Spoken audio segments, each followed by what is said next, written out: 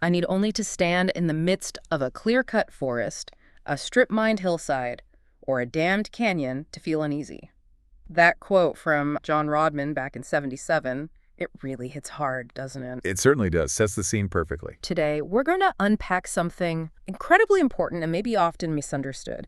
It's about how the mining industry is evolving, moving beyond just digging stuff up. To really grappling with its environmental and social footprint. Exactly, managing it properly. And what's really fascinating, I think, is watching this big shift, companies moving away from just reacting when things go wrong. Putting out fires, basically. Yeah, precisely. Towards a much more systematic, integrated way of doing things. And they have to, because any incident, even a small one, can be all over the globe in hours now. The mission here is to explore the why and the how behind these environmental and social management systems, ESMS, you'll hear us call them.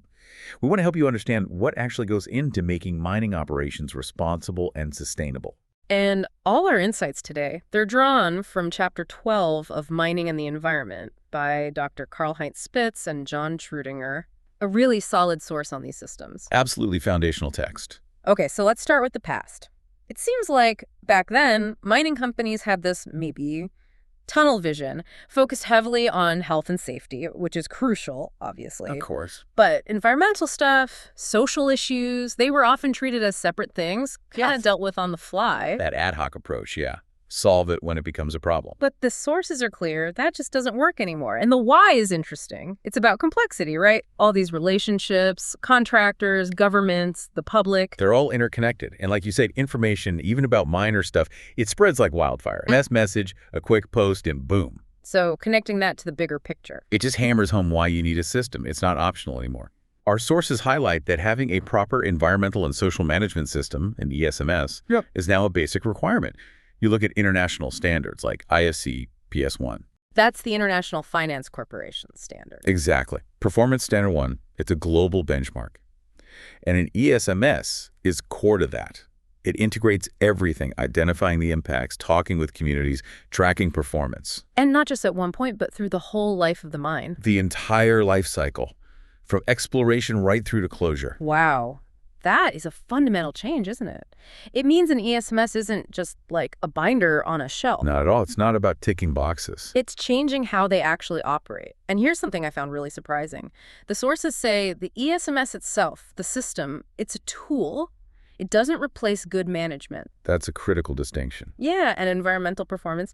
Apparently, it reflects the company's culture more than just the systems they have. The analogy they use is like, having a fast car doesn't make you a good driver. That's a great analogy. Yeah. And it brings up a really important point. Responsibility. Who's actually on the hook? Because often you have contractors doing the whole EPC, engineering, procurement, construction setup. Yeah, they handle the build. But the mining company, they still have the overall responsibility for environmental performance. That old argument, oh, it's not really ours until it's commissioned and handed over, That doesn't fly. doesn't impress regulators and definitely doesn't impress local communities who are living with the construction impacts. If you create a bad impression early on, good luck trying to fix that later, even if your operations are top-notch. Okay, so if the handover argument is weak, what's the real takeaway then? Prevention, prevention, prevention. It really comes down to that. The sources talk about the mitigation hierarchy. Avoid, minimize, rectify, compensate. That's the one. Sounds like basic common sense, maybe. But it's crucial. It's a core pillar. And avoid is right there at the top for a reason. Because the best impact is no impact. Exactly. Which is why getting that environmental assessment done early and integrating it with the mine design is so vital. We're not talking about a quick review. The sources say the Enviro team should be working with the design team right from the very start. Maybe 2 years, even more, before construction. To actually change the design. Yes. To modify the project based on potential impacts. Those early design changes, they're by far the most effective and honestly the cheapest way to improve environmental outcomes. If you wait until the design is practically finished, You've missed the boat on the easy wins. you've lost those low-cost avoidance opportunities. Now, of course, you can't avoid everything. Surface mining changes the landscape, period. True. So then you move down the hierarchy. Minimize the damage, rectify it, think land rehabilitation, or, last resort, compensate the people affected, or fund environmental offsets somewhere else. So beyond avoidance, there's this balancing act, making sure the leftover impact is as low as reasonably practicable, LRP. LRP, yes. And that's not just being nice. It involves hard questions about technical feasibility. Can it actually be built? Can it be operated properly? And is the cost proportionate? You have to be realistic. And to make sure you're putting effort where it counts most, there's the ESCP, the Environmental and Social Action Plan. Okay. The sources suggest focusing on the, say, top 10 impacts. Get those right, and you've probably covered most of your mitigation effort, budget-wise and study-wise. And this ties into something called adaptive management. It does, because big projects, especially mines that run for decades, they will hit unexpected problems. You need flexibility. You need contingency funds built in. You have to be able to adapt. Now let's shift gears slightly. Social investments. This term comes up a lot. It sounds good, but what does it actually mean in this context? It's more than just PR or buzzwords. The sources define it as basically community development activities the mining company undertakes. The goal is to maximize the benefits for the local people. So it's partly about offsetting the downsides of the mine. Definitely. But it's also about something deeper, building up renewable resources within the community. Things like skills, infrastructure, local businesses. To replace the non-renewable mineral resource that's being taken out. That's the idea. Building lasting capital. And there's no single recipe for this. It totally depends on the local situation. Context matters. Hugely. Programs are often run with local government, with NGOs. They might improve schools, clinics, protect local environments, build skills, support livelihoods. And if indigenous peoples are involved, these investments are absolutely critical for the project's success and, frankly, for the company's reputation. A key point, though, is designing them so they don't create dependency. Crucial. You want to empower the community long-term, not make them reliant on the mine forever. Okay, so we have all these great plans, the ESAP, social investments. Sounds good on paper, but what about making it happen? The sources mention a massive gap.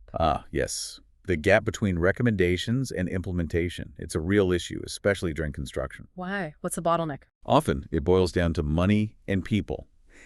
Inadequate funding, not enough trained staff internally to actually do the work outlined in the ESAP. So not treating environmental management costs as just standard operating costs. That's flagged as a major warning sign in the material. If a company balks at funding environmental management properly, you can probably expect problems down the line. So proper budgeting tied to schedules with clear deadlines that signals real commitment. It signals ownership from senior management. And that funding needs to cover the whole life cycle, remember. Not just operations, but decommissioning, final cleanup, monitoring after the mine closes. Which often means things like escrow accounts or performance bonds. Exactly. Financial guarantees that the work will get done. It seems weirdly early to be thinking about mine closure before you've even started digging. It does feel counterintuitive, doesn't it? Yeah, but the sources hammer this point home. Mining is temporary. I like that phrase they use, landscape on loan. It's a powerful image. And beyond cleaning up the site, the socioeconomic side of closure is huge. Because mines often become the main economic engine. They stimulate development, create jobs. If the company and the local government don't plan together early for what happens when the mine closes, the community can be left high and dry, potentially worse off than before. But with foresight. You can create positive outcomes, new livelihoods, a transition plan. It takes planning right from the start. Okay, let's dive into the nuts and bolts of the ESMS itself. The sources lay out the key pieces. It's like a roadmap for protecting the environment and communities, staying compliant, getting better over time. A structured approach, yeah. Not just a document, but something integrated into daily work and long-term planning. So where does it start? What's the absolute foundation? Number one, without a doubt, organizational commitment. The sources are crystal clear on this. Senior management has to lead visibly. They have to provide the resources. That commitment fuels everything else. It drives that whole plan, do, assess, adjust cycle. And that cycle needs to involve everyone, managers, workers, and the host communities too. Okay, commitment first. Then what? How does that translate into practice? Then comes policy.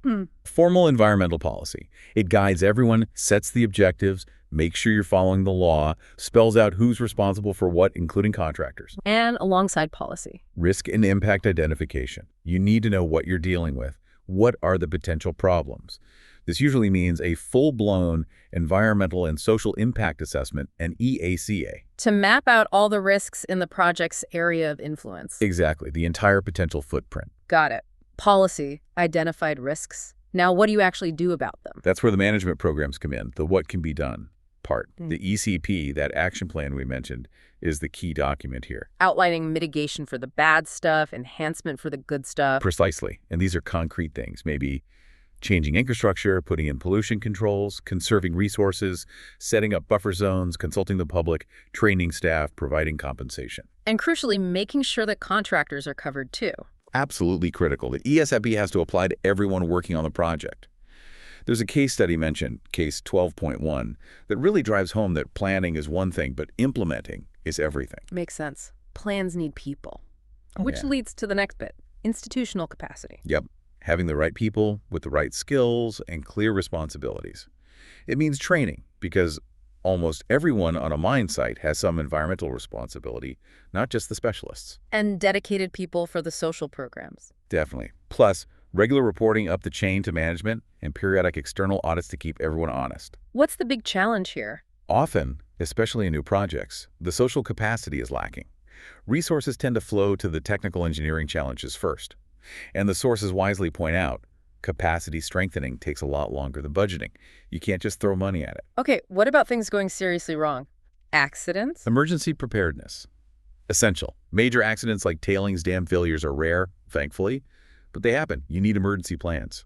And those plans need to involve the community. They absolutely should. Some companies might be hesitant, but it's vital. Framing it alongside other risks the community understands, like wildfires or earthquakes, can help. And transparency seems like a running theme, communicating with stakeholders. Non-negotiable. Effective, open communication with the public, with government. This is where triple bottom line reporting comes in tracking environmental, social, and economic performance. Using those non-financial KPIs, key performance indicators. And recognizing that what works or is acceptable in one place might not be somewhere else. KPIs have to reflect local context. Okay, last couple of components. How do you know if any of this is actually working? Environmental monitoring, the measure to manage principle. You need baseline data before you start. To know what normal looks like. Exactly. Then you track changes during mining and after. It helps you spot problems early, and it demonstrates you're complying with the rules. Answering the what, where, when, how, why of monitoring. Pretty much. Water quality, air quality, biodiversity, social interactions, the whole gamut. There's another interesting case 12.2. Right, yeah. A mine in Indonesia sent samples to a top lab in Australia, but the results were rejected. Why? The Aussie lab didn't have Indonesian government certification. Wow. Shows you need to follow local rules to the letter. Absolutely. And monitoring plans aren't static. They're living documents that evolve. And crucially, you need control sites. Places nearby that aren't affected by the mine. Right. Reference points. So you can actually tell if a change is due to the mine or just natural variation. And the final piece, reviewing it all. Environmental review, audits, internal ones, external ones, at all stages, construction, operation, closure. They check if practices match requirements. They look at the policies, the ESMS structure, how resources are allocated. And governments or banks might demand independent audits? Very common. They want that third-party verification. Okay, so pulling this all together. The benefits for a mining company seem pretty clear. A better image, more aware employees, staying on the right side of the law, fewer environmental liabilities down the road. Definitely. Those are the upsides. Yeah. But the sources are honest about limitations, too. The sheer amount of paperwork for an ESMS can be a burden. But more fundamentally, systems and procedures don't automatically change how people behave. Culture again. Exactly. Systems can even create a false sense of security, making people feel less personally responsible. There's even a note, case 12.3, saying sometimes simpler things, like short videos for staff who can't read well, are more effective than huge manuals. That's fascinating. So the ESMS is essential, but it's not the magic bullet on its own. It's not the sole solution. True environmental excellence, according to our sources, it starts earlier. Responsible mine planning, good engineering, guided by those impact assessments.